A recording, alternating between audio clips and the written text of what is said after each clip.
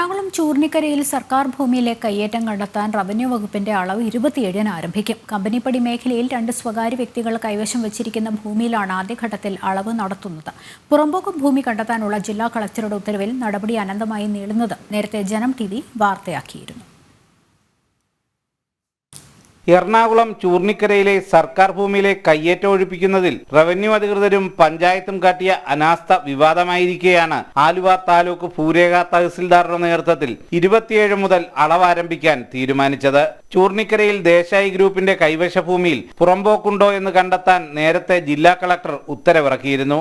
ചൂർണിക്കര വില്ലേജിൽ ബ്ലോക്ക് 34-ൽ survey number 176-ൽ 1-ൽപ്പെട്ട 16.80 വാട്ട്സ്, 176-ൽ 3-ൽപ്പെട്ട 10.40 വാട്ട്സ്, 177-ൽ 2-ൽപ്പെട്ട 7.30 വാട്ട്സ് ഭൂമികളിലാണ് അളവ് നടത്തുന്നത്.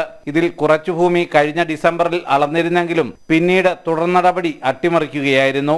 ലൈഫ് മിഷൻ ആക്ഷൻ കൗൺസിലിന്റെ നിരന്തര ഇടപെടലിനെ തുടർന്നാണ് പുറമ്പോക്ക് ഭൂമി അളന്നു തിട്ടപ്പെടുത്താൻ വീണ്ടും നടപടിയായത്.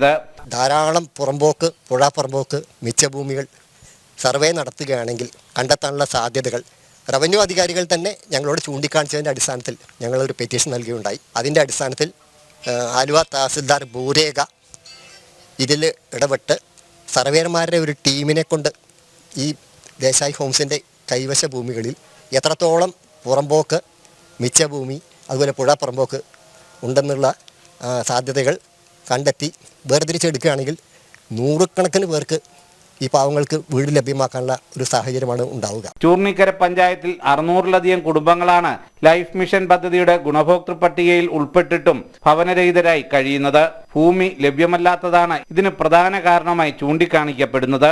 എന്നാൽ പുറമ്പോക്ക് ഭൂമി കണ്ടെത്തി ലൈഫ് ഭവന പദ്ധതി നടപ്പാക്കുന്നതിൽ പഞ്ചായത്ത് ഭരണസമിതി ബോധപൂർവം ഉപേക്ഷ വിചാരിക്കുകയാണെന്ന ആക്ഷേപമാണ് ലൈഫ് മിഷൻ ആക്ഷൻ കൗൺസിൽ ഉന്നയിക്കുന്നത്. സുധീഷ് ഗോപാൽ, ജനം, കൊച്ചി.